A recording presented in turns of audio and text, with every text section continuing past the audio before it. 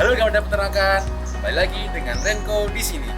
Kali ini teman-teman Gamada akan menyaksikan video tentang materi ketiga, yaitu sharing alumni yang akan disampaikan oleh Andromeda Sindoro sebagai owner Sweet Sunday Ice Cream dan Muhammad Lukman Hakim sebagai owner Ternak Barokah. Tetap semangat dan selamat menyaksikan.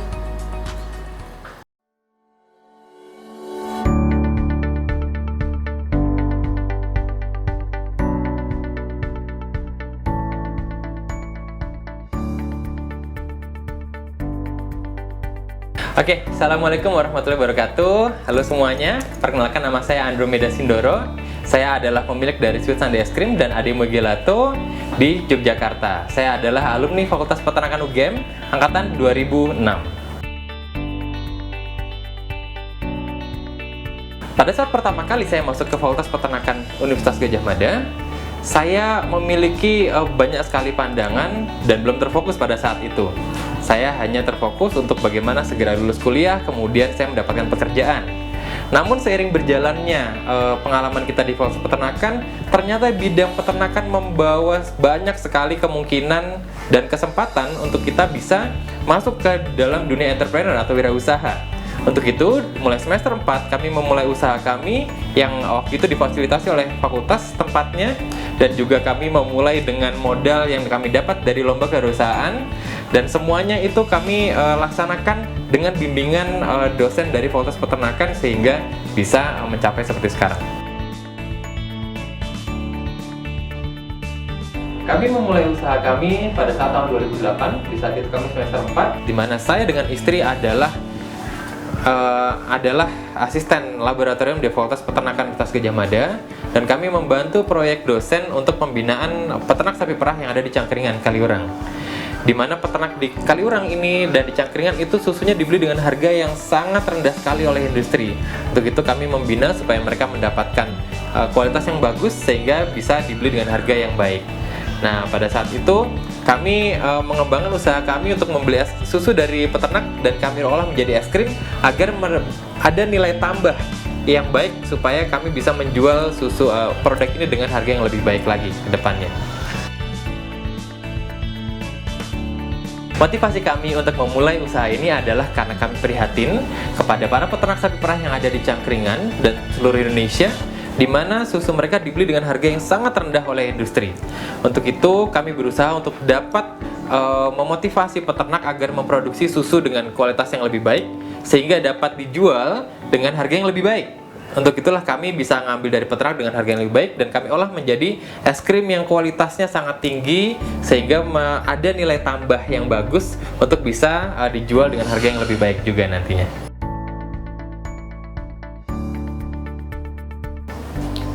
Kenapa es krim?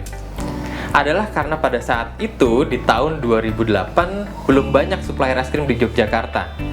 Banyak sekali kafe, hotel, restoran, catering, dan kantin-kantin yang mereka tidak memiliki es krim. Untuk itulah kami mengolah menjadi es krim. Selain juga karena nilai tambahnya tinggi dan mudah cara pengolahannya.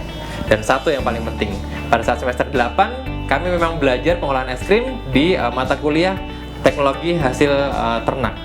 Untuk itu, seperti semua kejadian beruntung ini bergabung jadi satu, kami olah menjadi es krim. Nah, es krim kami pada awalnya hanya kami jual ke kantin-kantin yang ada di TK, SD, SMA, dan juga ada di fakultas-fakultas. Namun seiring berkembangnya zaman, kami mengubah arah pemasaran kami menjadi HoReCa, yaitu hotel, restoran, kafe, dan catering. Sekarang, kami menjadi satu di antara 3 supplier besar es krim di Indonesia, selain Sweet Sunday Ice Cream, Diamond, dan Indo Es Krim. Untuk itulah, tetapi di antara 3, kami menjadi satu-satunya yang 100% bahannya lokal. Tidak ada 1 gram pun yang impor. Sehingga dengan berkembangnya Sweet Sunday, kami berharap berkembang juga petani dan peternak di Indonesia. Bagaimana cara kami bisa berjualan es krim di tengah banyaknya produsen es krim lain di Indonesia? Adalah kami menspesialisasikan usaha kami kepada fokus market tertentu. Dan fokus market yang kami pilih adalah HoReCa, hotel, restoran, kafe, dan catering. Sehingga pada saat banyak sekali yang titip freezer di warung-warung kemudian jualan, titip di kantin-kantin kemudian jualan, kami sekarang fokusnya hanya di catering, hotel, restoran, dan kafe. di mana kami tidak perlu menitipkan freezer, dan di sana pemainnya hanya 3 di Indonesia.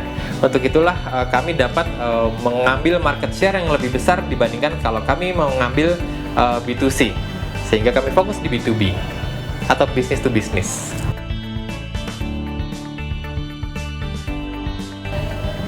Apa keunggulan produk kami dibandingkan yang lain? Produk kami 100% bahannya adalah lokal Indonesia, sehingga tidak ada 1 gram pun yang impor. Kemudian kedua, produk kami memakai susu asli berkualitas tinggi, di mana kompetitor kami semuanya tidak memakai susu, tetapi memakai bahan lain yang itu diimpor pula. Kemudian ketiga, produk kami di tempat yang ada distributor kami, maka pesan hari ini antar hari ini, sehingga buat teman-teman yang memiliki hotel, restoran, cafe, dan catering tidak akan lost order karena mungkin ada beberapa supplier yang antarnya telat, kami pesan hari ini antar hari ini. Dan itu juga berarti bahwa produk kami selalu fresh dan tersedia di berbagai tempat di Indonesia.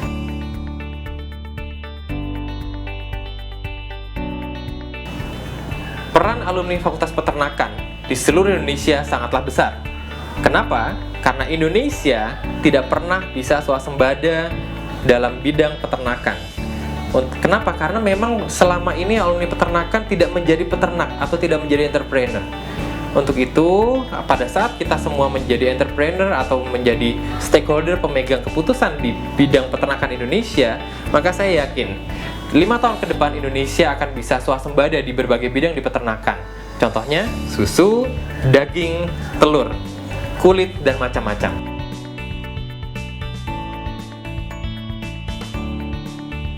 Banyak hambatan yang mungkin menjadi alasan bagi teman-teman untuk memulai di bidang peternakan ya usahanya.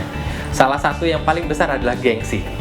Pada saat semua orang berpikir tentang gengsi, maka tidak akan bisa masuk ke sini. Padahal jumlah uang terbanyak itu adanya di kandang dan di peternakan. Untuk itu, bagaimana cara mengatasi semua ini adalah dengan kita berpikir secara logik, bahwa pada saat kita memulai suatu pekerjaan atau mulai suatu kegiatan, yang kita inginkan utamanya adalah kesejahteraan ke depannya. Untuk itu, hilangkan gengsi dan mulai untuk berusaha. Kemudian yang kedua, biasanya adalah modal. Nah, modal di sini saya harus menekankan bahwa yang dimaksud modal adalah ide, semangat, dan juga strategi. Kenapa? Sweet Sunday membuktikan bahwa pada saat kami awal memulai, kami tidak minta dari orang tua. 100% kami dapatkan dari lomba kewirausahaan, sehingga sebelum kami sekarang menjadi pengrajin es krim, dulu kami adalah pengrajin proposal. Sampai sekarang masih deng, sehingga teman-teman yang penting modal itu adalah ide. Zaman sekarang banyak sekali investor-investor di Indonesia yang mereka memiliki banyak dana namun tidak tahu idenya apa. Untuk itu teman-teman mahasiswa, kembangkan idenya dan temukan dengan investor ini, insya Allah bisnisnya akan maju. Saya berpesan buat teman-teman pahlawan pangan dimanapun berada, semuanya rezeki sudah diatur oleh Allah Subhanahu Wa Taala. Untuk itu teman-teman berusaha di bidang apapun, pastikan usaha teman-teman itu harus memiliki dampak sosial yang bagus di masyarakat. Kenapa? Karena usaha itu yang berhasil adalah usaha yang memecahkan masalah yang ada di masyarakat. Sehingga pada saat usaha teman-teman dibutuhkan oleh masyarakat untuk memecahkan masalah, pasti akan digunakan terus. Dan doa dari semua orang yang teman-teman sejahterakan ini akan menggiring teman-teman bisnisnya untuk terus naik dari waktu ke waktu. Dan juga doa dari mereka ini menurunkan izin dari Tuhan Yang Maha Esa, Allah Subhanahu Wa Taala, untuk bisa memperlancar dan mengembangkan bisnis teman-teman ke depan.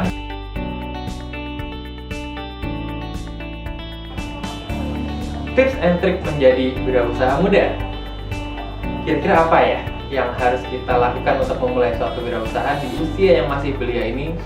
Yang pasti satu, harus sering main. Jangan cuma fakultas kos. Karena teman-teman taunya cuma akan belajar dan buku. Di luar sana banyak sekali kebutuhan. Contohnya, teman-teman main ke kafe, teman-teman tahu bahwa di kafe butuh susu. Teman-teman main ke suatu tempat yang ada pizzanya atau pasta, teman-teman tahu di sana butuh mozzarella. Jadi harus sering main supaya tahu kebutuhan pasar apa. Kalau teman-teman sudah tahu kebutuhan pasarnya, segera temui dosen yang ada di Fakultas Peternakan untuk minta diajari. Jadi belajar cara pembuatan yogurt, pembuatan mozzarella, pembuatan susu, ataupun belajar memulai peternak seperti apa gitu, karena semuanya sesuai dengan kebutuhan. Sehingga cari pengalaman sebanyak-banyaknya selagi muda, bangun kredibilitas kita yang ada di fakultas, sehingga semua orang sudah tahu kredibilitas kita semenjak kita masih mahasiswa. Di saat nanti teman-teman lulus, sudah banyak yang akan mencari teman-teman untuk mengajak kerjasama. Halo mahasiswa Fakultas Peternakan UGM yang baru-baru masuk nih. Buat kalian, selamat datang di Fakultas Peternakan Universitas Gadjah Mada. Kalian berada di fakultas yang sangat tepat sekali untuk perkembangan hidup Anda ke depan. Sehingga buat teman-teman yang ngerasa tadinya harusnya nggak di fakultas ini, sekarang kita mulai cari peluang yang ada di fakultas ini, karena banyak banget. Sama, Mas Ando pun dulu berpikir punya cita-cita yang berbeda. Namun sekarang Mas Ando menemukan inti dari hidupnya adalah di Peternakan UGM, sehingga carilah peluang sebanyak-banyaknya. Untuk itu dari mulai mahasiswa, mulailah membangun kredibilitas Anda, dan juga mulailah membangun ide-ide usaha Anda, sehingga pada saat nanti lulus, semuanya sudah settle dan teman-teman tidak perlu lagi bingung mencari pekerjaan ataukah baru memulai. Oke, jadi kembangkan usaha teman-teman. Fakultas Peternakan dengan Kementerian Pertanian sangat bekerja sama dengan baik. Kembangkan terus ide-ide kalian supaya bisa sukses di masa yang akan datang. Sukses selalu bagi kita semuanya, sukses pahlawan pangan Indonesia. Assalamualaikum warahmatullahi wabarakatuh. Perkenalkan, nama saya Muhammad Lukman Hakim, alumni Fakultas Peternakan UGM angkatan 2009. Sekarang fokusnya di bisnis fattening dan breeding domba serta pakan domba gitu. Berdiri sejak 2010, namanya Ternak Barokah, sejak semester 2 gitu ya. Nah itu sampai sekarang alhamdulillah kapasitasnya sudah sekitar 2.500 ekor. Jadi dulu awalnya saya memang milih pilihan pertama elektro gitu, tapi akhirnya masuk ke peternakan. Nah di peternakan ini seiring berjalannya saya berkuliah gitu ya. Nah saya temukan sosok-sosok nih, seorang guru saya yang sampai saya sekarang ini yang menginspirasi gitu ya, dan menjadi motivasi saya untuk bergerak sampai saat ini gitu. Jadi kok saya yakin banget ya untuk sampai saat titik sekarang ini, saya sudah yakin 1000 kali bahkan dari yang dulu gitu. Karena di peternakan ini semua itu bisa jadi konglomerat gitu ya. Siapa yang enggak ya, merek sepatu apa yang dari kulit yang enggak mahal itu ya. Sepatu dari kulit itu paling mahal harganya daripada sepatu dari lainnya. Kulit itu peternakan DHT gitu ya. Susu gitu kan, Montera, dia bisa menguasai bahkan beratus-ratus miliar liter bisa itu per periode. Itu konglomerat, apalagi telur pengusaha telur khususnya di Jogja aja udah banyak sekali ya, yang ibaratnya setiap jengkal, setiap peternakan itu bisa menjadikan kalian itu konglomerat ya. Tinggal ubah mindset teman-teman itu jadi mindset konglomerat gitu. Jadi teman-teman itu tinggal jalannya aja gitu ya. Itu seperti itu. Jadi pertama dulu kalau saya memulai itu karena saya nggak punya modal ya, gimana caranya bisa itu karena saya itu menerapkan sistem ini bagi hasil gitu ya. Jadi saya nggak punya modal, tapi saya punya konsep. Nah seperti itu, saya cari orang yang mau modal ini. Nah, ada kakak kelas saya yang mau modal ini. Nah seperti itu. Nah sehingga ketemu nih antara pemodal sama pengelola, akhirnya menjalin suatu kerjasama gitu kan. Nah akhirnya itu bisa jalan seperti itu. Nah itu untuk memulai ya. Nah ketika bertahan itu lebih sulit daripada memulai sebenarnya. Gimana bisnis itu bisa bertahan sampai lama ya teman-teman. Kita berbisnis udah 3 tahun lebih dan konsisten bahkan naik. Insya Allah teman-teman tuh berada di grafik menanjak menjadi sukses ya, menjadi konglomerat atau jadi teknologi besar seperti itu.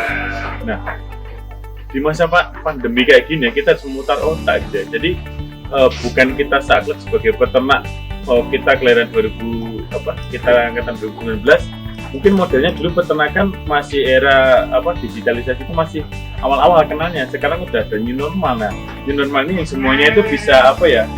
Ya bisa menjadi solusi, itulah yang nanti akan bertahan. Contoh gitu ya, untuk masalah kurban sendiri kayak gini ya. Nah, mungkin banyak peternak itu yang pusing, oh kurban ini banyak orang kurban atau enggak gitu kan. Peternak biasa kayak gitu. Tapi kalau kita bisa apa ya, berpikir lebih dalam gitu, bahwa sebenarnya ini adalah potensi ya. Contoh kita buat kurban yang memang itu memutus jarak, terus menjadi solusi orang biar tidak ketemu tapi bisa kurban. Nah, kita ada dulu modelnya gitu. Nah, kita akhirnya nyiptain kayak my kurban gitu. Jadi dari manapun bisa kurban, kita udah masaknya, kita udah sembelihkan, tinggal distribusi dalam bentuk udah masakan dan kaleng. Jadi takmir pun aman, jagung pun aman. Nah, seperti itu salah satu contohnya gitu. Untuk menjaga kepercayaan konsumen ya kita memang harus punya integritas yang tinggi gitu ya. Ketika kita bilang A gitu ya, ya kita sebisa mungkin sampai apapun kita harus menjalankan A itu ke konsumen gitu ya. Contoh kondisinya apapun gitu, itu harus kita jalankan betul-betul apa yang kita janjikan. Nah, biar konsumen tidak kecewa, itu apa yang kita janjikan sama apa yang realitasnya itu gini. Jadi apa yang kita janjikan itu di bawah servis kita. Contoh kita menjanjikan akan beli domba nih, oh harga 3 juta dapat bobot 35 kilo, kejadian ke konsumen. Tapi realitasnya, Bu, ini dombanya jenengan harga 3 juta dapat 40 kilo. Nah, servis lebih tinggi dari janji kita, itu akan menjadikan konsumen itu loyal.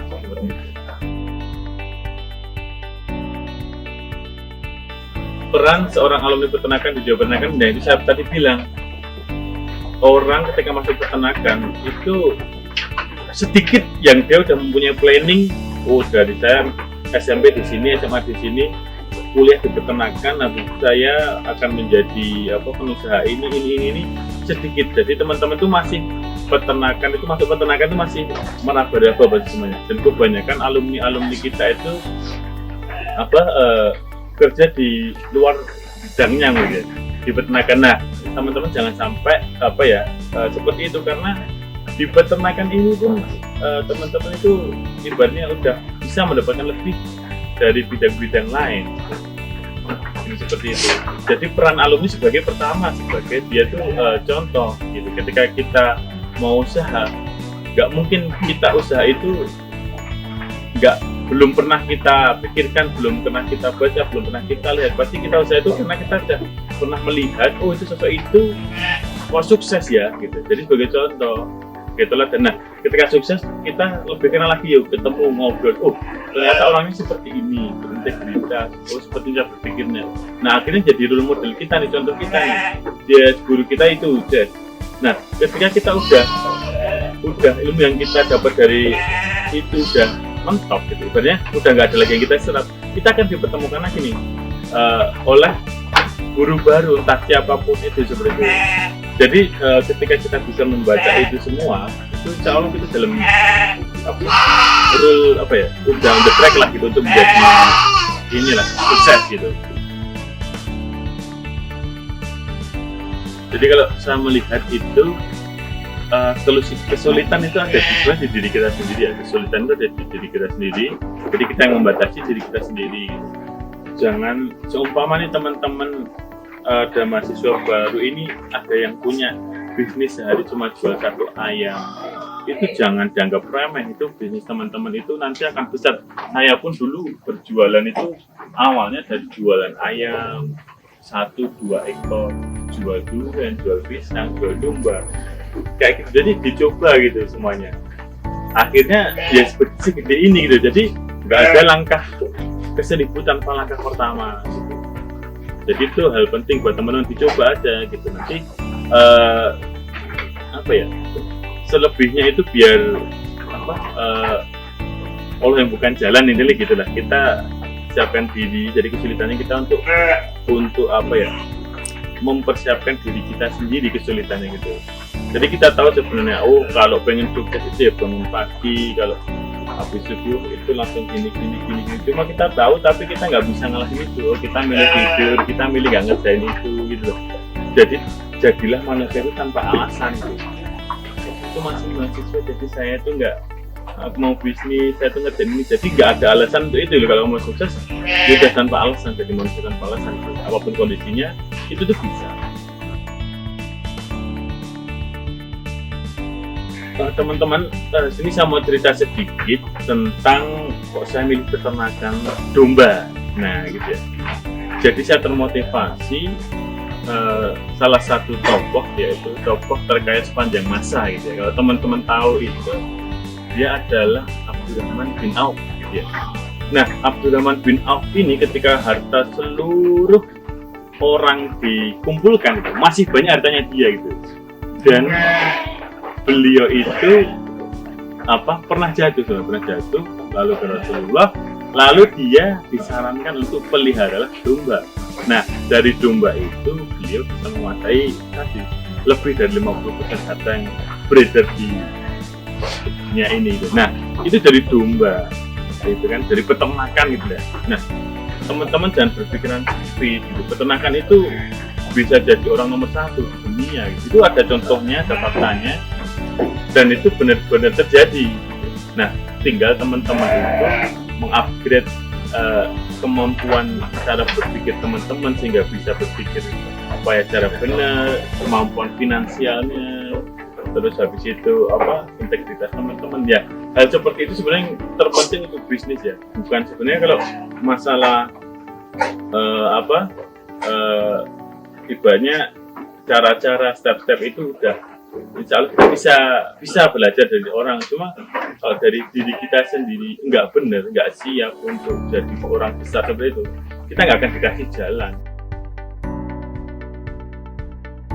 Nah itu pertama, teman-teman itu calon konglomerat semua gitu ya, calon punya rekening minimal 13 digit semua gitu.